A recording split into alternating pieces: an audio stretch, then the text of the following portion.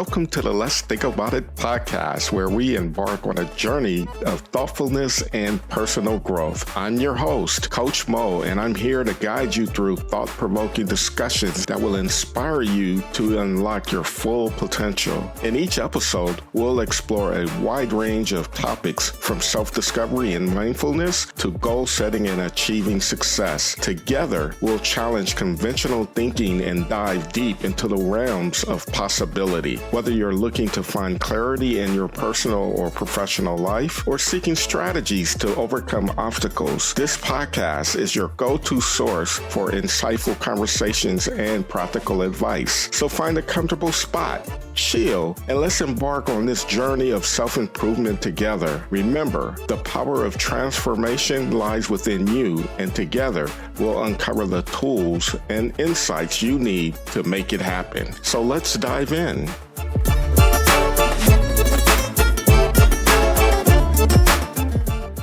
Welcome to another episode of the Let's Think About It podcast. I'm your host, Coach Mo, and I'm here with my co-host, Algie Mosley. Algie Mo, what's up? What's going on, Coach Mo and A Mo? How's your week going, brother? Oh, week's going good, brother. I can't complain. It's hump day, right? So it's a Wednesday. Work is good. Life is good. I can't complain, brother. A lot of leaders, high achievers, listen to this podcast. And one of the things that resonates with me around the inner critic is conflict avoidance. Avoidance of difficult conversations. And really being in that space where I spend a lot of time coaching leaders, that's one of the top things that resonates is avoiding difficult conversations, conflict avoidance. And the way that I see it is they're already trying to project out the worst case scenario of what will potentially happen in a conversation. That worst case scenario creates this picture that's scary as hell, and they don't want to go down that lane, so they avoid it. That's where that punk ass inner critic is highly present, because it's an assumption. It's an assumption that if I have this conversation with XYZ, it's not going to go well because of my past experience with this person. That's correct. And you generate this nervousness, these doubtful type feelings that makes you hesitant.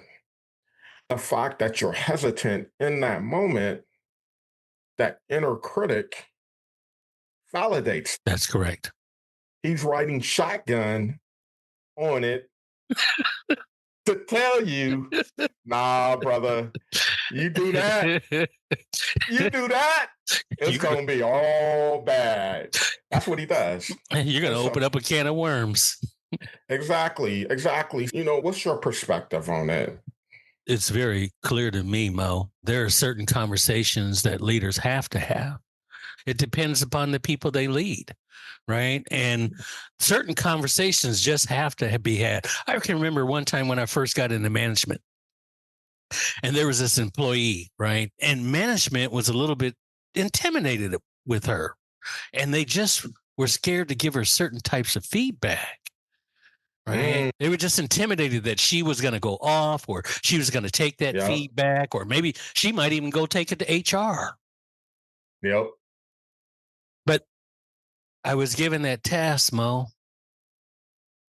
and I had to have the conversation. And Mo, when we had that conversation and that dialogue, man, she just lit up. She says, really? Really? How come nobody didn't tell me? Exactly. How come nobody didn't tell me this? You mean all I had to do was XYZ? And I said, absolutely. And Mo, after 6 months, she became part of the management team. Absolutely, bro. I got a similar story. So I was hired in this one place, right? Came in, new manager. and everyone was telling me about this particular employee. Everybody had to put their 2 cents in to prepare me for this employee, right? They were telling me this employee was this, they were that, and this and that, right? And my approach to leadership is I have to form my own judgments and my own ideology process or whatnot and how I'm going to navigate this. Let me capture my own information, right? That's right. So they're telling me all of these bad things about this employee, right? And you got to be careful, Mo. You got to watch out for this person. I was like, thank you for your input. I really appreciate it, but I got this, right? So I had this conversation with this employee, right? And I was asking her, how do you perceive yourself and the work that you're doing here? I'm doing just fine. I think everything is great. I'm doing Wow. absolutely awesome. But yet the other managers are telling me she don't do her job, she don't this and don't do all of this stuff. So I'm like, I'm instantly thinking, okay, there's a disconnect here. Somebody's lying. I need a little bit more data. So the reality is other managers had issues with this person. They avoided the conversations with her. So she never knew. She had no idea, bro, that she was being perceived this way by the management team, right? So, in all, she came under my wing. I said, you know what? As we move forward, you're good with me. And Mm. this is the opportunity to set your new path, whatever you want that to be, right? Bro, I exposed so much of her outstanding talents. Wow. People were coming up to me as, what did you do? How come is I said, I talked to her. That's what I do. I talk to her. I ask her questions. And that's the thing, man. When I say leadership though, leading self. That's what I mean. Because this leadership thing, it applies in your home life too. Because That's you have to have difficult conversations with your wife, your daughter, your kids. It doesn't matter. Difficult conversations come up all over the place. And you have to be able to lead self first in order to navigate that.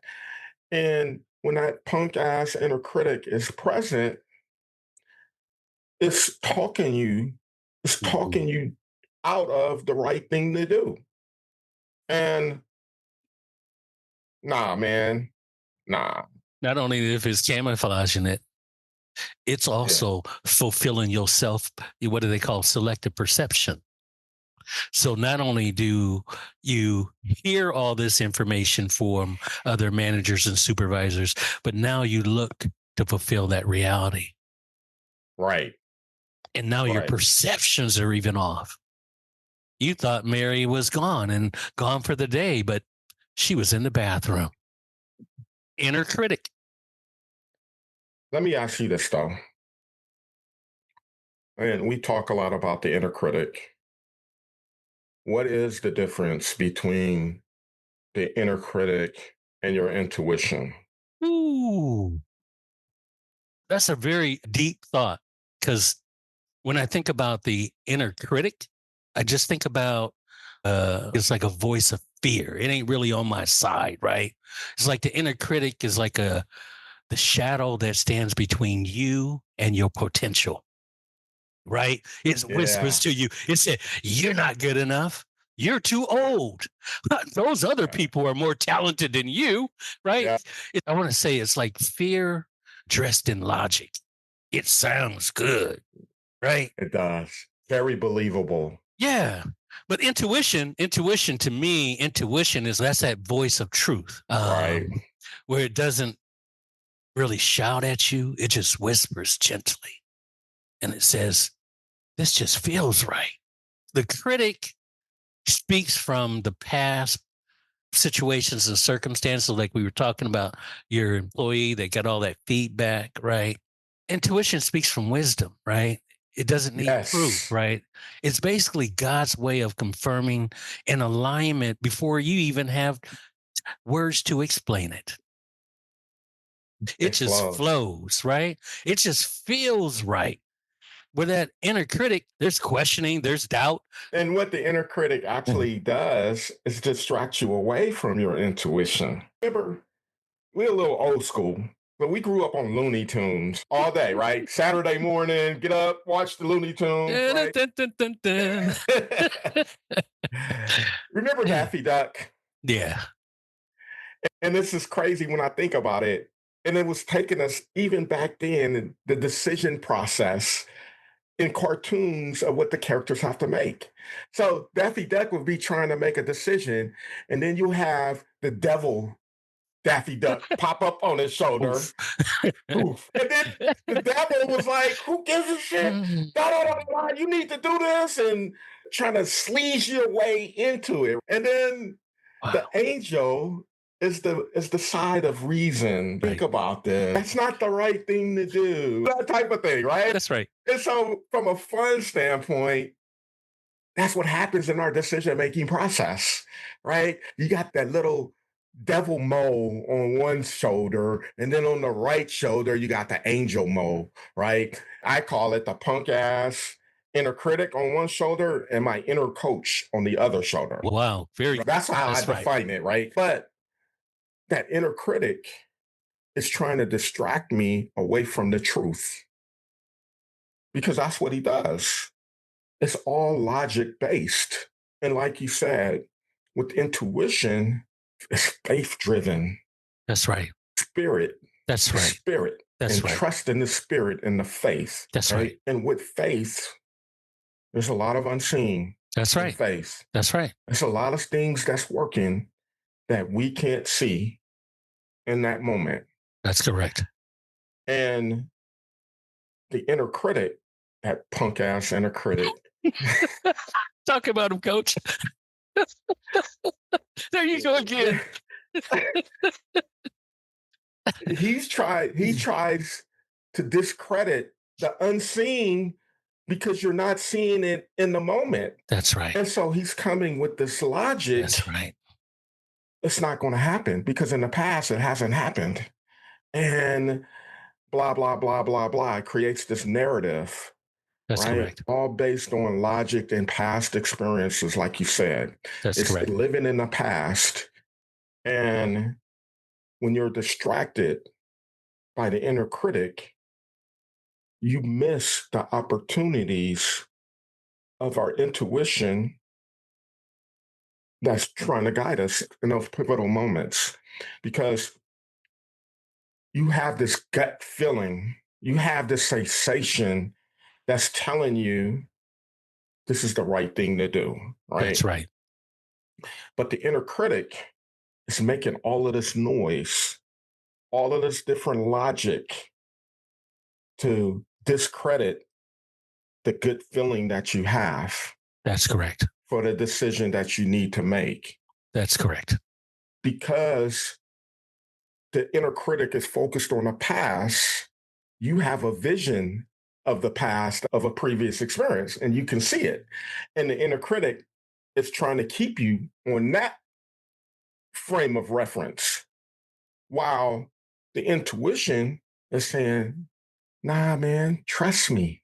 That's right. Trust me on this. That's right. I got you. That's right. I can see it. That's right. I know you can't see it, but I see it. Just roll with me. Just roll with me. Mo, it reminds me of that window right behind you. I know I can see it, but you can't see it. But freedom lies ahead of me. And it's easy to see that picture of the past and the pain that we experienced to generate the fear to not to go forward. That's correct.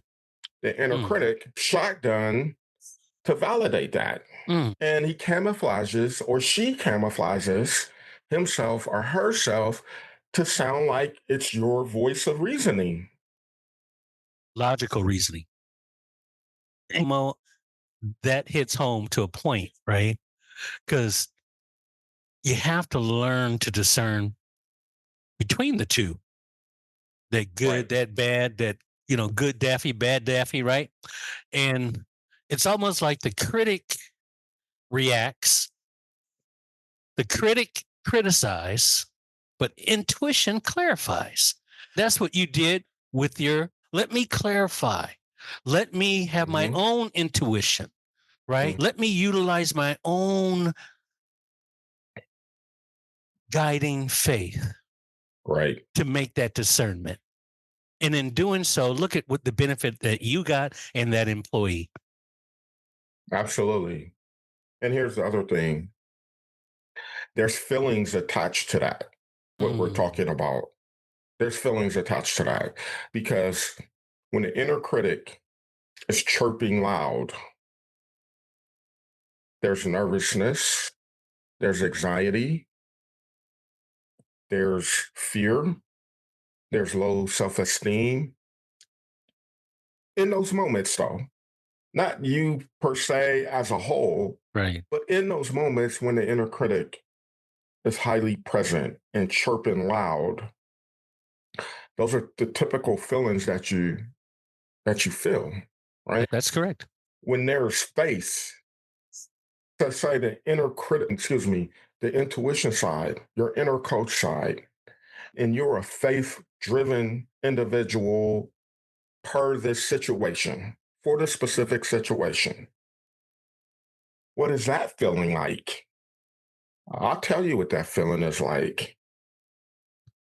You feel fluent, you feel abundant, you feel empowered, you feel confident, you feel love, you feel joy, you feel appreciation. All of those things are present because that's faith. In order for the inner critic to really have a voice, he has to distract you away from that. Isn't that the truth? Yes. Just look at the politics and the things that's happening and the type of fear that Yeah. creates. That raises the inner critic to make you think certain things that you need to do because XYZ is going to happen. You know what I call that? What? I call it the war within. I know you've been waiting for it, but this is how I see it. And I said it a long time ago, but if you want to go to war, here's what you do. Take a look in the mirror because the enemy's you. It's not the world that breaks your stride, but the whispers of doubt that lives inside. The battle unseen, yet loud in your head between the critic's fear and intuition's thread. One voice says stop, the other says go. One feeds your ego, the other feeds your soul. One builds your prison with words untrue, the other reminds you of what God can do. Your mirror isn't the glass, it's truth reflecting light. The war you fight inside determines if you'll rise or hide. So before you decide, pause and begin anew. For victory's not out there, it's waiting deep inside of you. Damn. Mic drop yet again. The war Bro, within, the inner bro, critic, bro. bro, you just put the explanation point on everything that we were talking about with that poem. That's it, brother. Because remember, the victory's not out there. The victory's deep inside of you. And when you're able to get that good side of that information, when you're able to see that employee with a good set of eyes, right? Mhm, Not all of those that's been filtered from mhm, conversations here and there, but just giving someone an opportunity to succeed. mhm. You have to deal with the war within to make those good Right. decisions. This goes back to one of my slogans that I always say: the best way is to get out of your own way. That's the best way because it's this battle, it's this war against self. And a lot of times we don't know that we're even at war with ourselves. Mm, We're on autopilot in war with ourselves because this is where that term self sabotage wow. comes into play. That's right. It's like the voice you feed becomes the life you live. Absolutely, brother. And we wonder in certain areas of our lives why we can't move past what we're dealing with. Unconscious is because we self sabotage and not knowing we're doing it. And hopefully, people continue to listen to us because we're putting awareness on that punk ass and a critic. That critic. That's what it wants to do. It wants you to self sabotage because you see, God, and I'm not trying to get all spiritual. He wants us, or whatever, whoever you believe, the That's right. universe, whatever, wants you to be the best version of you. The inner critic, its sole purpose to discredit that. Whatever it is, make it harder, make you think about it on the simplest form. Bro, this is funny because I was thinking about this for myself. I love fantasy football. I do. That's my game. This is how simple the inner critic can just mess with you in that light. So I got my lineup. Already know I play football, I follow football, the whole nine. So I got my lineup all set up and everything like that. And the inner critic shows up. Hey man, you sure you want to start that player?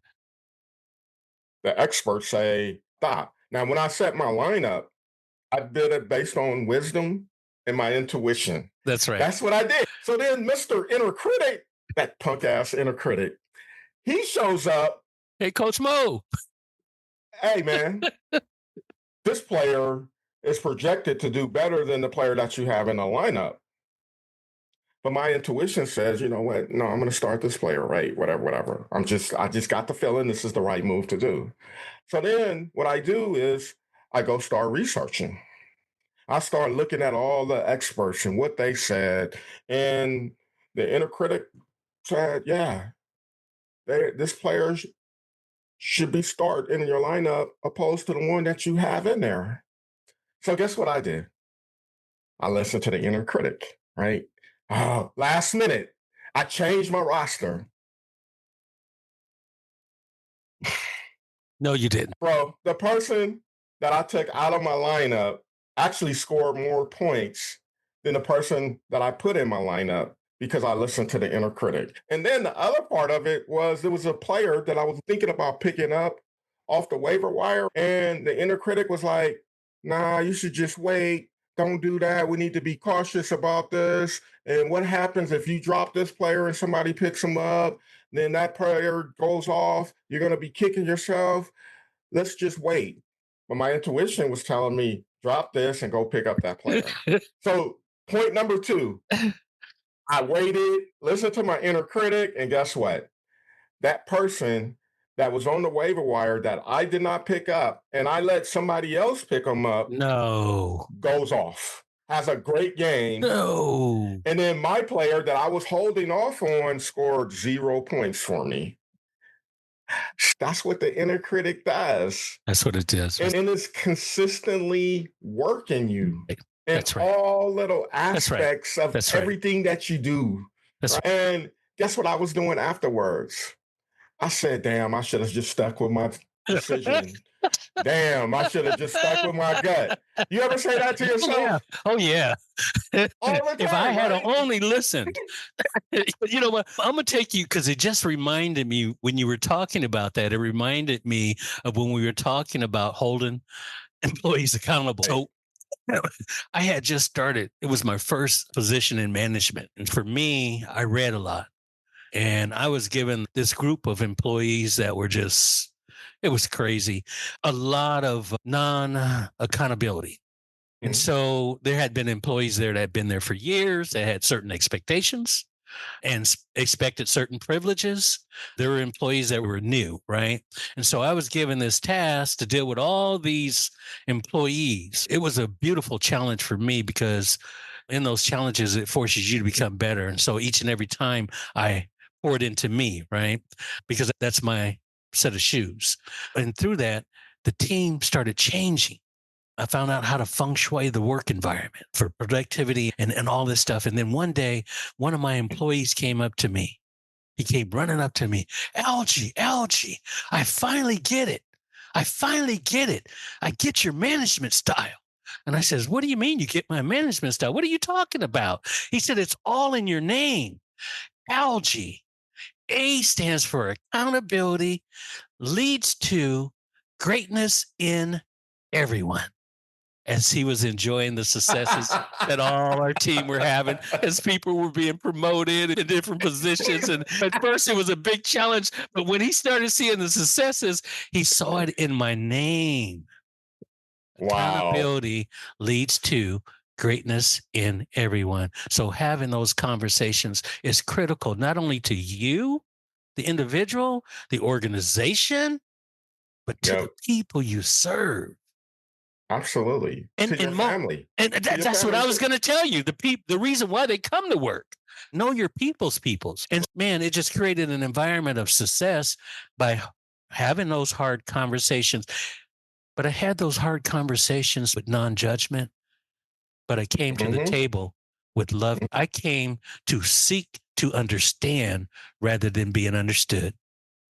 Absolutely. And in those situations where the leader has the courage to have these conversations, right?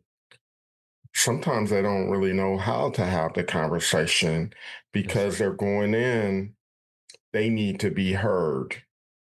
It's about me. I need to tell them what Mhm. they need to do and how they're going to do it. And that still keeps the resistance up. And I like what you said, seek understanding, because that takes me to the point of what I was going to ask you. We're talking about a lot of what this inner critic does.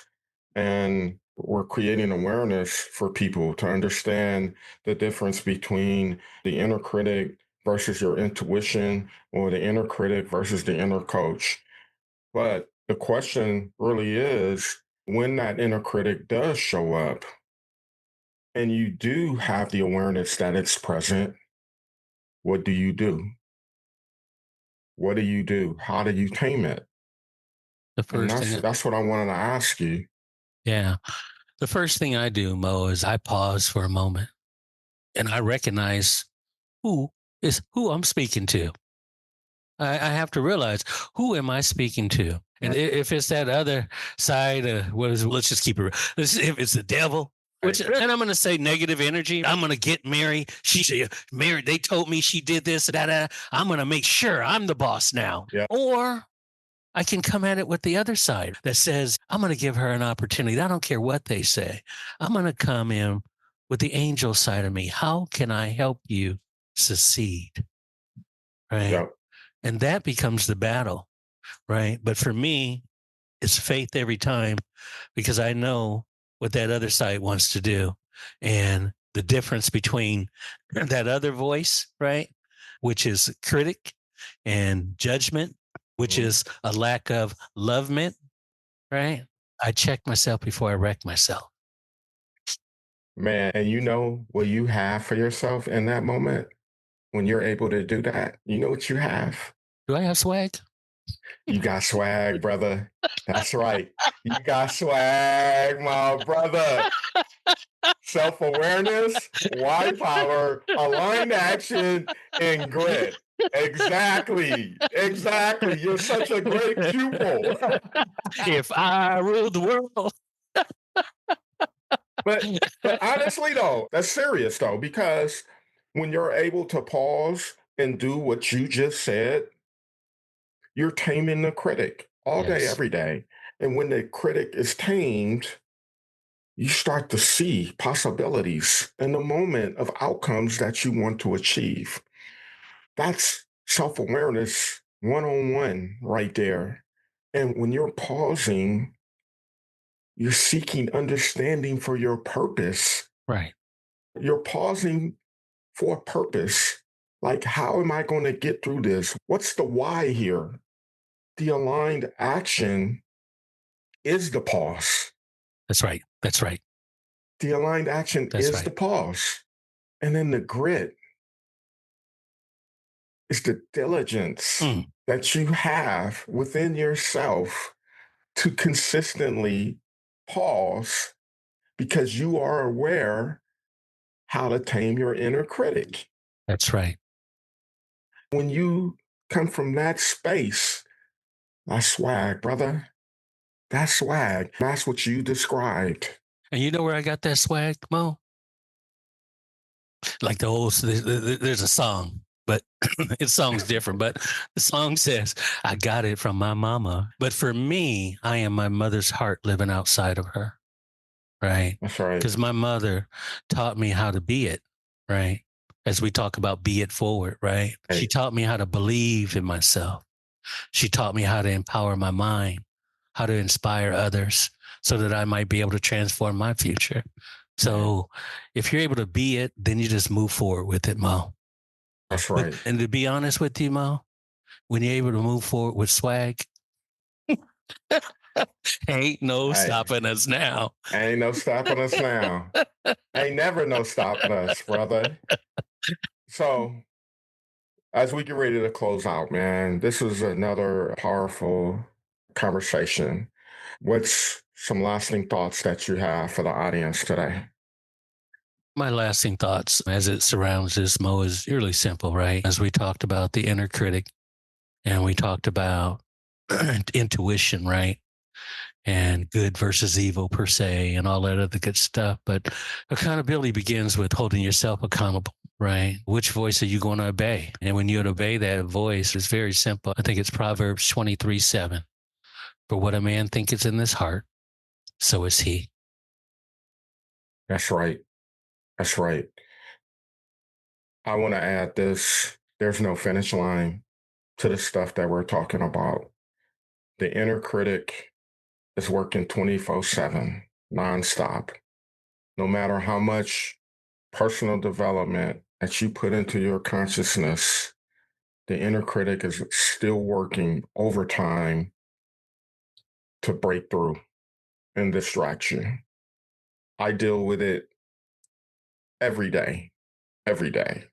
And it comes up in just different aspects of our lives, whether small, like I talked about with fantasy football, or something big with major decisions that needs to be made, difficult conversations that have to be had.